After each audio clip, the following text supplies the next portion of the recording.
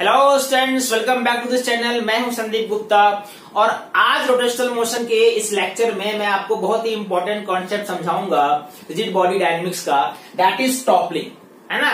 Toppling होता क्या है, what are the conditions for toppling. Horizontal plane पे और इंक्लाइन प्लेन पे, दोनों ही प्लेन पे हम लोग कंडीशन डिस्कस करेंगे, है ना। सबसे पहले मैं आपको समझाता हूं ये एक्चुअली कॉन्सेप्ट है क्या। ये इक्विलिब्रियम का ही कॉन्सेप्ट है। मान लो कि आपने एक रिजिड बॉडी लिया है, ठीक है, और इस पर कोई फोर्स नहीं लग रहा है।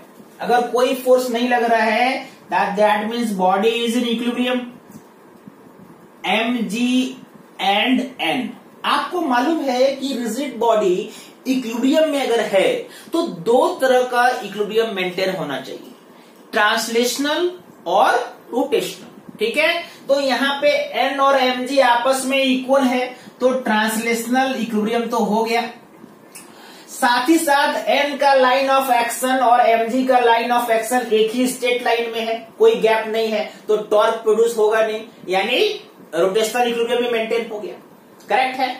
लेकिन मान लो कि अगर एक आपने एक्सटर्नल फोर्स लगा लिया, अगर मान लो एक एक्सटर्नल फोर्स आपने F लगाया, ठीक है, ग्राउंड से H हाइट पे,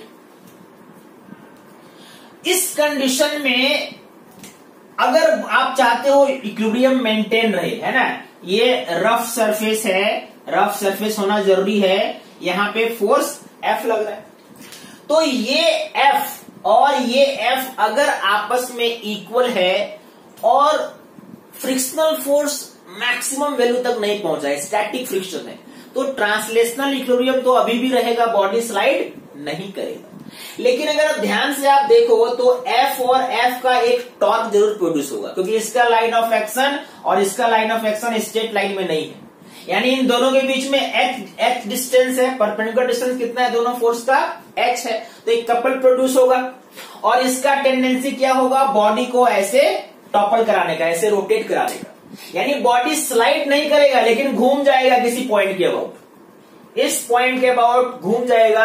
अगर आपने इसको F फोर्स लगाया तो ऐसा हो सकता है, ठीक है। ऐसा नहीं है कि आपने जैसे फोर्स लगाया वो टॉपलिंग स्टार्ट हो जाएगा, ऐसा नहीं होता, लेकिन ये टॉपल हो सकता है, ठीक है। स्लाइडिंग के पहले ये रोटेट कर सकता है, इसी को हम कहते हैं टॉपलिंग। लेकिन ऐसा नहीं है कि जैसे ही फोर्स लगाएंगे टॉपलिंग स्टार्ट हो जाएगा।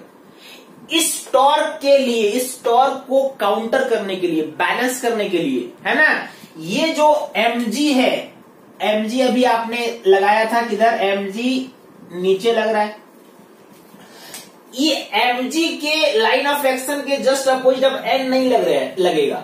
इसको, इस टॉर्क को बैलेंस करने के लिए, काउंटर करने के लिए, ये जो n है ये थोड़ा शिफ्ट हो जाता है किधर, ये शिफ्ट हो जाता है अप्लाइड फोर्स की तरफ, अप्लाइड फोर्स की तरफ शिफ्ट हो गया, है ना।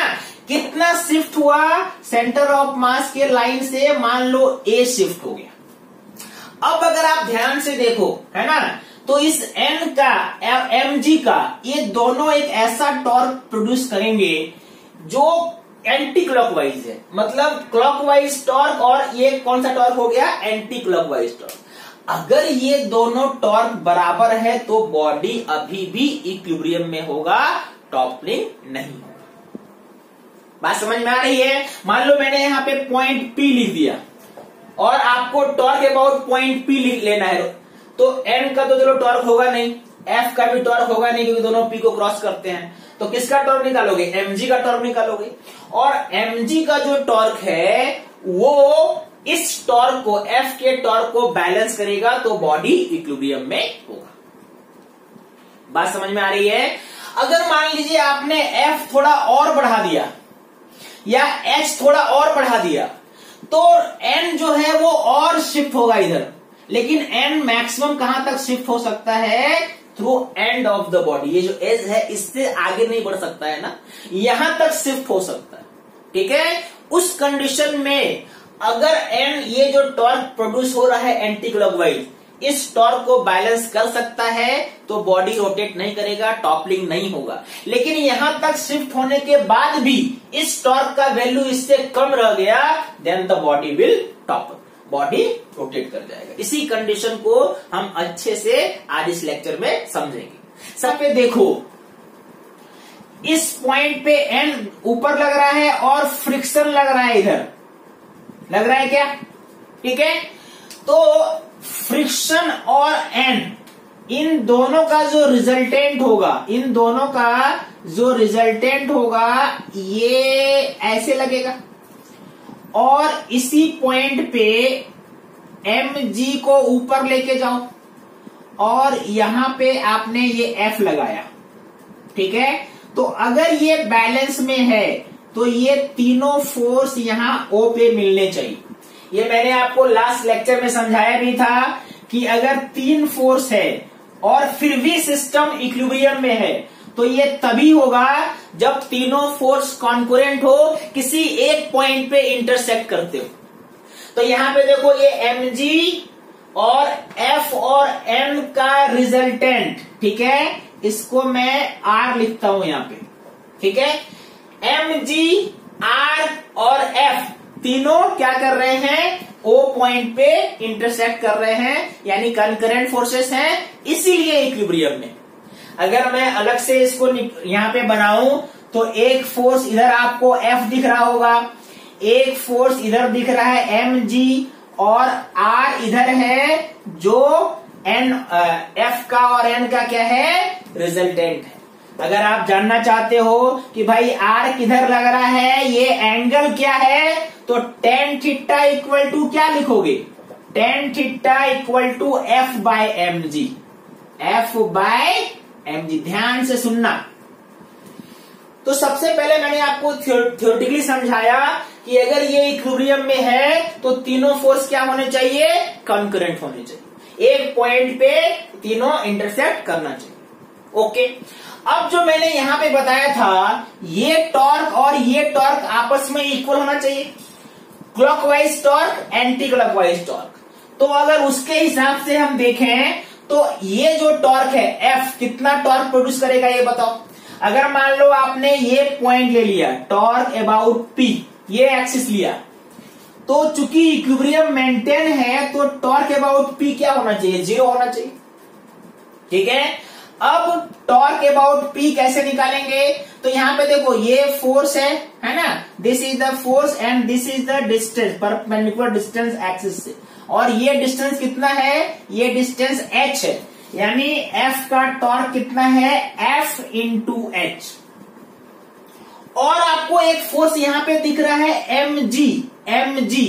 ठीक है, mg का डायरेक्शन वर्टिकली डाउनवर्ड है और इसका P से डिस्टेंस मैंने मान लो a लिया है। ठीक है, तो mg का टॉर्क कितना हो गया? mg इंटू a, यानी ये हो गया mg इंटू a, यही टॉर्क है। ठीक है, और F तो चलो P को इंटरसेक्ट करता है और N भी इंटरसेक्ट करता है P को, तो N और F का कोई टॉर्क नहीं होगा। इन दोनों से आपको F बाय mg क्या मिला? A बाय h, यही ना?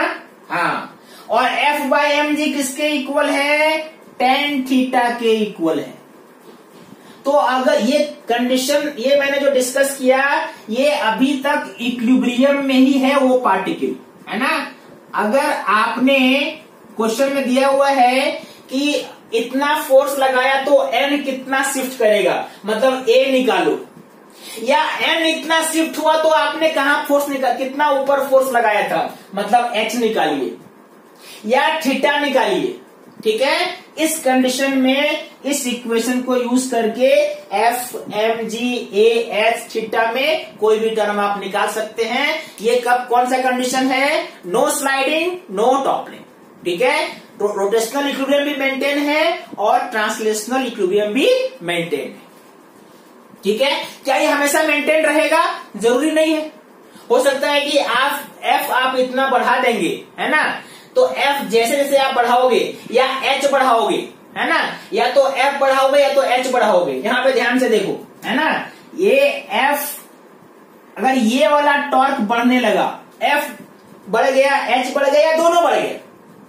अगर ये टॉर्क बढ़ जाएगा तो इधर क्या बढ़ सकता है, सोच के देखो, m तो बढ़ नहीं सकता है, मास कांस्टेंट है, क्योंकि टॉर्क को तो बैलेंस करने के लिए इसको भी बढ़ाना पड़ेगा।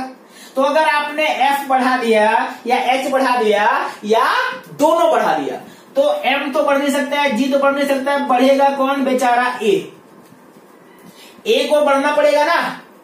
और a मतलब n कितना शिफ्ट करता है, यानी जैसे जैसे ये टॉर्क बढ़ेगा, f बढ़े h बढ़े या दोनों बढ़ेगा, तो वैसे वैसे ये n और शिफ्ट होता जाएगा। लेकिन बेचारा ये कहां तक शिफ्ट हो सकता है, जहां तक बॉडी है, यानी n इसको कहां तक बचाएगा, n इसको यहां तक बचाएगा। अगर मान लो मैंने बोला कि भाई इसका विड्थ b है, तो n कहां तक बढ़ सकता है, ज्यादा से ज्यादा b/2 तक। उसके बाद तो ये इक्विलिब्रियम में रहेगा नहीं, है ना। अगर मान लो ये b/2 तक बढ़ जाने के बाद भी ये बैलेंस नहीं हो रहा है, then the body will topple, ठीक है। और स्लाइड होगा या नहीं, ये तो आपको मालूम है कि अगर ये लिमिटिंग फ्रिक्शन के से ज्यादा होगा तभी स्लाइड करेगा। लेकिन टॉपलिंग के लिए क्या है, ये दोनों टॉर्क बैलेंस होना चाहिए।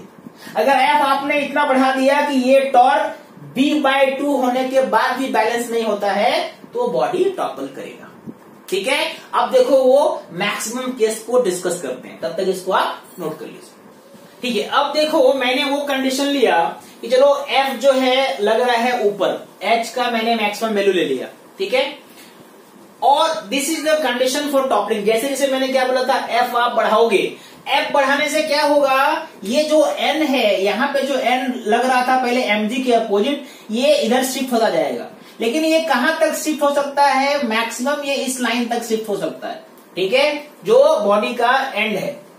अगर इसके बाद भी ये एंटी क्लॉकवाइज टॉर्क इस टॉर्क को बैलेंस नहीं कर पाया, then the body will topple about point A, है ना। इस पॉइंट के अबाउट ये बॉडी ऐसे घूम जाएगा, that is the condition for toppling, ठीक है। स्लाइडिंग हो रहा है या नहीं हो रहा है, that will be decided by कि whether F is greater than और इक्वल और लेस, ठीक है, और less than maximum frictional force, that we know that mu M G. इस पर बाद में बात करेंगे, ठीक है। पहले टॉपलिंग समझते हैं। ये टॉर्क इससे ज्यादा हो गया तो टॉपलिंग हो गया।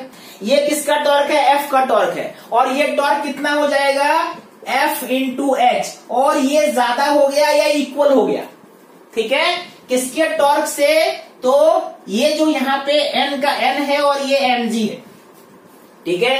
देखो एन का भी टॉर्क इधर है और एम जी भी इसको नीचे ही रख रहा है। इस पॉइंट के बाद अगर निकालोगे तो एन का कोई टॉर्क नहीं है, because N is passing through A, और एफ फ्रिक्शनल फोर्स का भी कोई टॉर्क नहीं है। किसका टॉर्क है, एम जी का torque.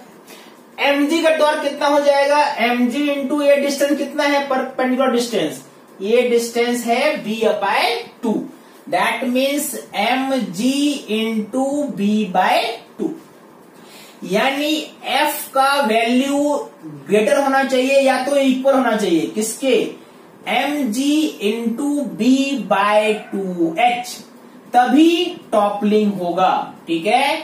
This is condition for toppling.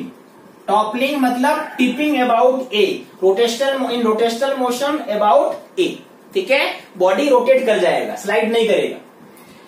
यानी इसके अगर एफ इससे बड़ा होना चाहिए तो, ठीक है, यहाँ पे दो वेरिएबल है, या तो एफ वेरिएबल, एफ भी वेरिएबल हो सकता है, एच भी हो सकता है वेरिएबल, ठीक है। एच मतलब कहां पे आप लगा रहे हो फोर्स, और एफ कितना फोर्स आप लगा रहे हो।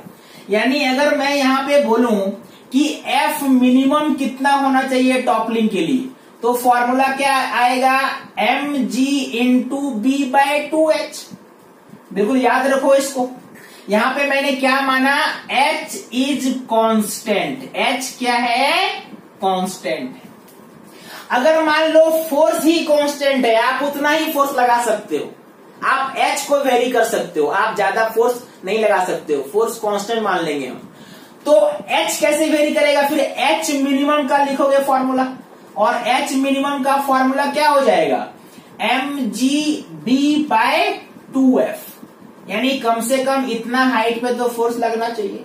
ये कौन सा मैंने माना कि f is constant, F is constant, तभी टॉपलिंग होगा, नहीं तो टॉपलिंग नहीं होगा। अब देखो मैं अलग अलग कंडीशन आपको लिखता हूं, है ना। F का वैल्यू एक तो स्लाइडिंग के लिए उधर वैल्यू है और टॉपलिंग के लिए मैंने यहां पे लिखा, है ना। तो अगर आपसे क्वेश्चन में पूछा जाए कि कब स्लाइडिंग होगा कब टॉपलिंग होगा, पहले कौन होगा या दोनों एक साथ होंगे, ये अगर आपको जानना है तो क्या क्या कंडीशन होना चाहिए, देखो मैं यहां पे लिखता हूं, तब तक आप इसको नोट कर लो। अब चलो बताओ मुझे कि स्लाइडिंग कब होगा। ठीक है, स्लाइडिंग विल अकर, ये अब आपको मालूम है F will be greater than new mg, उस कंडीशन में क्या होगा, स्लाइडिंग होगा। अगर आपसे पूछा जाए स्लाइडिंग और टॉपलिंग दोनों हो रहा है, दोनों होने वाला है, उस कंडीशन में आप F इक्वल टू क्या लिखोगे, mu mg। F equal to क्या लिखोगे, न्यू mg। और इस कंडीशन में H मिनिमम कितना हो जाएगा, अभी मैंने बताया कितना, mgb बाय 2f। और f किसके इक्वल है, f इक्वल है h मिनिमम, ये हो जाएगा mgb। f के जगह में क्या लिखोगे, 2 न्यू mg, mg कैंसिल, मतलब अगर दोनों होना है तो फोर्स कितना होना चाहिए, न्यू mg। और वो फोर्स कहां लगना चाहिए, तो H मिनिमम कम से कम होना चाहिए B बाय 2 म्यू। यानी अगर ये बॉडी है, एक बॉडी है जिसका ये आपका विड्थ अगर B है और कोएफिशिएंट ऑफ फ्रिक्शन न्यू है, ठीक है, और इस पर आपने फोर्स लगाया है F, कितना फोर्स लगाया है, न्यू mg फोर्स लगाया है, और दोनों स्टार्ट हो रहे हैं, स्लाइडिंग भी और टॉपलिंग भी, तो फोर्स कहां लगना चाहिए, तो फोर्स का ये जो हाइट है ये H मिनिमम कितना होना चाहिए, B बाय 2 न्यू। ये बिल्कुल याद कर लो, इस पे आपको बहुत सारे क्वेश्चन मिलेंगे, और अगर ये याद रहा तो बहुत ही आसानी से सॉल्व होंगे, है ना। अभी मैं कुछ प्रॉब्लम लूंगा, H minimum equal to B upon 2 mu, ठीक है। तो कॉन्सेप्ट क्लियर हुआ। ये टॉपलिंग कंडीशन मैंने बताया हॉरिजॉन्टल सरफेस के लिए, हो सकता है इंक्लाइन प्लेन पे अगर क्वेश्चन हो तो इंक्लाइन प्लेन पे कब टॉपलिंग होगा वो आपको निकालना हो तो, ठीक है, उसका भी कंडीशन चलो कर लेते हैं डिस्कस, है ना। चलो अब समझते हैं toppling on an incline plane. Incline plane पे बॉडी टॉपल करेगा, स्लाइड करेगा, क्या टेंडेंसी है उसका, स्लाइड करने का है या स्लाइड करने से पहले टॉपल करने का है ना। ये एक बार समझते हैं। मान लो कि एक रिजिड बॉडी है जिसका मास m है, मास क्या है, m है, ठीक है। तो आपको मालूम है जब आप फोर्स लगाओगे तो इस तरफ कौन सा फोर्स होगा, इधर ये फोर्स हो जाएगा mg cos थीटा, ठीक है, इधर mg है, मैंने ये लिया कॉम्पोनेंट, है ना। अब आप मुझे बताओ, ये रफ सरफेस है, न्यू दिया हुआ है, coefficient of friction inclination theta है, विड्थ b है और हाइट h है, मुझे n कहां लगाना चाहिए, ठीक है, मुझे n कहां लगाना चाहिए। बॉडी का टेंडेंसी है, क्या बॉडी का टेंडेंसी, इधर फोर्स कितना लग रहा है, ये फोर्स है mg sin थीटा, और चूंकि रफ है इसीलिए फ्रिक्शन किधर लगेगा, इधर लगेगा f। अब मुझे नॉर्मल फोर्स यहां लगाना चाहिए mg cos थीटा की तरफ, क्या, तो नहीं, क्योंकि देखो यहां पे ये मान लीजिए तो इसका सेंटर ऑफ मास है, मैं इसको C लिखता हूं। आप अगर ध्यान से देखो तो इस F का, ये F जो है ये इधर लग रहा है ना, इस F का टेंडेंसी है बॉडी को टॉपल कराने का, ठीक है। फ्रिक्शनल फोर्स जो है सेंटर ऑफ मास, ये सेंटर ऑफ मास है और यहां पे F लग रहा है, तो F का टेंडेंसी क्या है, बॉडी को रोटेट कर देने का। समझ में आ रहा है कि नहीं। और इसको रोकने के लिए आपको एक ऐसा फोर्स चाहिए, है ना, एक जो इसके अपोजिट टॉर्क प्रोड्यूस करे। यानी ये सेंटर ऑफ मास के इस तरफ है, तो इस मतलब सेंटर ऑफ मास के इस साइड जिधर अप्लाइड फोर्स है, अप्लाइड नहीं, mg sin थीटा जो फोर्स है ये इस कंडीशन में क्या है, बॉडी को ये नीचे लाना चाहता है, ठीक है। और mg sin थीटा हालांकि c के अबाउट कोई टॉर्क प्रोड्यूस नहीं करेगा, because it is passing through c। तो कौन टॉर्क प्रोड्यूस करेगा? तो नॉर्मल फोर्स इस तरफ शिफ्ट हो जाएगा, मतलब नॉर्मल फोर्स यहां पे ऐसे लगेगा। अब ये नॉर्मल फोर्स इस सी के अबाउट ऐसा टॉर्क प्रोड्यूस करेगा। देखो दोनों टॉर्क बैलेंस हो गए ना। अगर ये टॉर्क एंटी क्लॉकवाइज और क्लॉकवाइज टॉर्क आपस में इक्वल है तो बॉडी रेस्ट में रहेगा। स्लाइड करेगा या नहीं करेगा ये हम पहले पढ़ चुके हैं, है ना। मुझे उम्मीद है कि आपको ये याद होगा कि स्लाइडिंग का कंडीशन होता है जब mu equal to tan theta होता है। याद है आपको? ठीक है। स्लाइडिंग कब होगा? जब mg sin थीटा f से बड़ा हो जाएगा, है ना। फॉर स्लाइडिंग, एक बार चलो मैं लिख देता हूं, for sliding mg sin theta, ठीक है, शुड बी ग्रेटर और equal to mu mg cos theta. यानी ये तब होगा जब tan थीटा का वैल्यू बड़ा हो जाना चाहिए न्यू से, या अगर इक्वल है तो that is the condition for sliding. लेकिन अब स्लाइडिंग के बारे में नहीं, पहले कि हम टॉपलिंग समझते हैं। टॉपलिंग कब नहीं, टॉपलिंग का कंडीशन कब हो जाएगा? जब ये n है, ये जो टॉर्क इस टॉर्क को बैलेंस नहीं कर पाएगा, ये कंडीशन होगा। अच्छा, अब ये n जो है इस तरफ शिफ्ट हो गया थोड़ा, ठीक है। अगर मान लो ये फ्रिक्शनल फोर्स बहुत ज्यादा टॉर्क प्रोड्यूस कर रहा है तो n शिफ्ट होते होते n का मैक्सिमम शिफ्ट कहां तक हो सकता है? इधर हो सकता है ना। तो मान लो अगर मैंने मैक्सिमम कंडीशन लिया तो मैक्सिमम कंडीशन में n कहां पे लगेगा? n will be acting here, ये आपका n हो गया। इस पॉइंट को आप a ले लो। इससे ज्यादा तो n शिफ्ट नहीं हो सकता है ना। n शिफ्ट होते होते यहां तक आ सकता है। तो मान लो कि मैंने वो कंडीशन ले लिया, एक्सट्रीम कंडीशन, n यहां पे आ गया। अगर फिर भी ये टॉर्क इसको बैलेंस नहीं कर पाएगा तो बॉडी ए पॉइंट के अबाउट टॉपल कर जाएगा। समझ में आ रही बात? यानी ठीक है, अगर मैं लिखूं for body the body is about to topple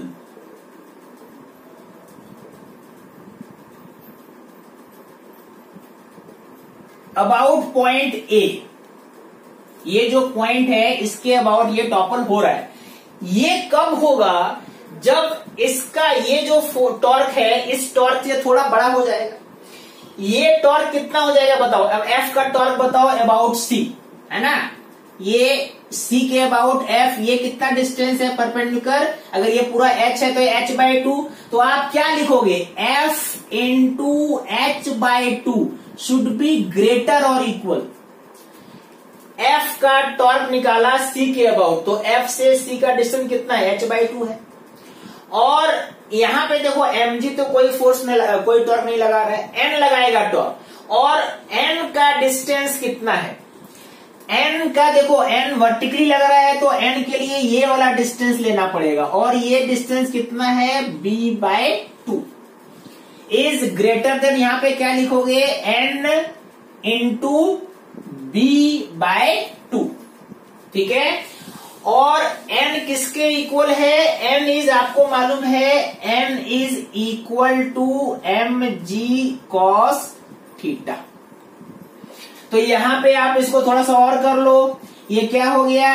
f into h/2, f into h/2 is greater और इक्वल, यहां पे क्या हो गया? ये mg cos थीटा, ठीक है, इंटू b/2।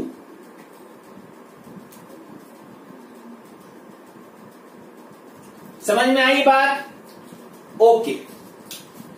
F क्या होता है? F होता है न्यू n, है ना। मतलब यहां पे आप लिखोगे mu into mg cos theta into h/2 is greater और equal to mg cos theta into b/2। mg cos theta, mg cos theta cancel, 2 और 2 भी कैंसिल, मतलब न्यू का वैल्यू क्या हो गया, b/h या उससे बड़ा। देखो this is very important thing to learn that आप बस b/h और b का वैल्यू, h का वैल्यू और न्यू का वैल्यू, इन तीनों के वैल्यू के हिसाब से समझ सकते हो कि बॉडी का टेंडेंसी टॉपल करने का है या नहीं। ठीक है, अगर बॉडी टॉपल करेगा कब करेगा, जब न्यू b/h से बड़ा होगा। अगर जस्ट इक्वल है it is about to topple. समझ में आई बात, यानी अगर ये टॉपल हो रहा है तो टॉपल करने का टेंडेंसी है, तो न्यू इक्वल टू क्या होना चाहिए, b/h। और अगर न्यू b/h से ज्यादा है, ठीक है, तो बॉडी का डेफिनेटली टेंडेंसी होगा टॉपल करने का, है ना। अब इसको और इसको अगर मैं मिला के लिखूं तो कैसे लिखूंगा मुझे बताओ जरा सा। ठीक है, आप मुझे इसका ये बताओ कि न्यू का जो वैल्यू है ना, न्यू का वैल्यू बड़ा है tan थीटा से। स्लाइड करने के लिए न्यू का वैल्यू छोटा होना चाहिए tan थीटा से, लेकिन न्यू का वैल्यू क्या है, tan थीटा से बड़ा है। और न्यू का वैल्यू बड़ा है b/h से, तो क्या होगा, न्यू का वैल्यू tan थीटा से बड़ा है तो स्लाइडिंग तो होगा नहीं, नो स्लाइडिंग। और न्यू का वैल्यू b/h से बड़ा है तो टॉपल तो होगा। यानी यहां पे आप क्या लिखोगे, body has a tendency, body has a tendency to topple before sliding. Before sliding मतलब स्लाइड करने से पहले वो उसका टेंडेंसी क्या होगा, टॉपलिंग का होगा। वो ए पॉइंट के अबाउट रोटेट हो जाएगा, टॉपल हो जाएगा। ठीक है, थोड़ा सा कॉन्सेप्ट क्लियर हुआ। एक क्वेश्चन देखो, उसके हिसाब से आपको उसको करने के बाद आपको ये और अच्छे से समझ में आएगा। तब तक इसको नोट करो। अब देखो मैंने यहाँ पे एक क्वेश्चन लिखा है, इसका आंसर आप पहले सॉल्व कर लीजिए, उसके बाद मेरे आंसर से मैच कीजिए। आपको बताना है कि बॉडी का टेंडेंसी क्या है, स्लाइड करने का, टॉपल करने का। ठीक है, क्या बॉडी का टेंडेंसी क्या है, या दोनों करने का, है ना। आपको बस ये डायग्राम दिया हुआ है, एंगल दिया हुआ है, ये बीम ले लो, ये एच दिया हुआ है, न्यू दिया हुआ है, एंगल दिया हुआ है। You have to find what is the tendency of the body, body will topple और नॉट। सोचो पहले, कुछ नहीं, आप बस देख लीजिए। यहाँ पे आपको बस ये दो कंडीशन देखना है। मैंने यहाँ पे क्या लिखा था कि न्यू का वैल्यू देखो, न्यू का वैल्यू क्या है 0.8 और tan थीटा का वैल्यू मतलब tan 37 कितना होता है 3/4 मतलब 0.75। और एक वैल्यू आपको चाहिए b/h, b कितना है 1, h कितना है 3, मतलब ये क्या हो गया 0.33। तो अगर यहां ध्यान से देखो तो न्यू का वैल्यू tan थीटा से बड़ा है तो स्लाइडिंग तो होगा नहीं। स्लाइडिंग के लिए न्यू का वैल्यू tan थीटा से के इक्वल या उससे कम होना चाहिए। ओके, और न्यू का वैल्यू b/h से भी बड़ा है, न्यू 0.8 है और ये 0.33। और न्यू का वैल्यू जब b/h से बड़ा हो जाएगा तो बॉडी विल टॉपल। यानी आप आंसर क्या लिखोगे, अगर ऑप्शन में ये आंसर टिक करोगे, द बॉडी विल टॉपल। ठीक है, अगर यहां पे मैं इसको ए लिखूं, अबाउट पॉइंट ए, तो ऐसे आप इंक्लाइंड प्लेन में भी जज कर सकते हो if the body will going to topple और नॉट। ठीक है, इसके बाद के लेक्चर में मैं इक्विलिब्रियम पे कुछ क्वेश्चंस लेके आऊंगा, उसमें टॉपलिंग के भी क्वेश्चन होंगे। अभी मैंने आज आपको बस एक बेसिक आइडिया दिया, इस पे आप इसको रिवाइज कीजिए, नोट्स बनाइए और इस पे कुछ क्वेश्चन सॉल्व करने का कोशिश कीजिए। ठीक है।